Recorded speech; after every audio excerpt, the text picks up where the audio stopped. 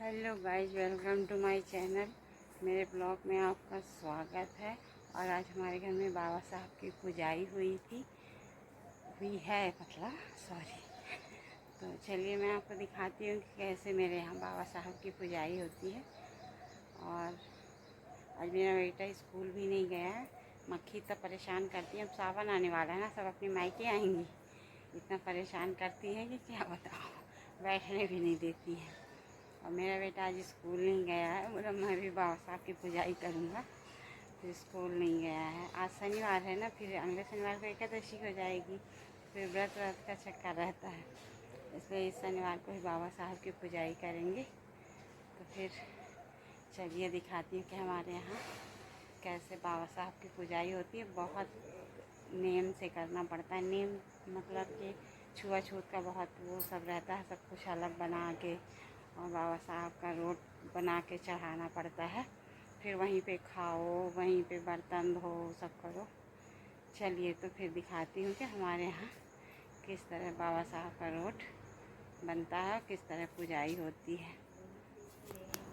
Guys, ये मैंने साड़ी बदल ली है और ये छुरी से हमारे यहाँ पे इसको पोतते हैं, पूरा छुरी से पोत के और फिर नया बनाते हैं।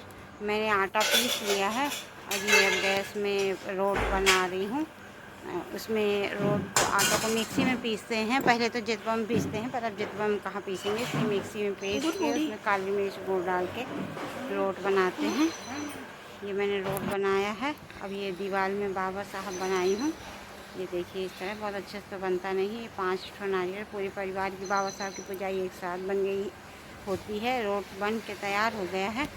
ये सब है। मेरे चाचा ससुर आएंगे तो फिर वही पूरा नारियल तोड़ेंगे।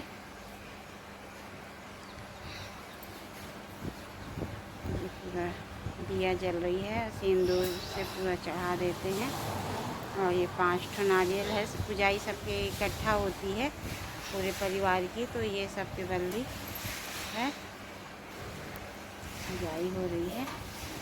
और अभी ये चाचा ससुर मेरे आ गए हैं। ये देखिए नारियल फोड़ रहे हैं। 5 नारियल फोड़ने में टाइम भी लग रहा है।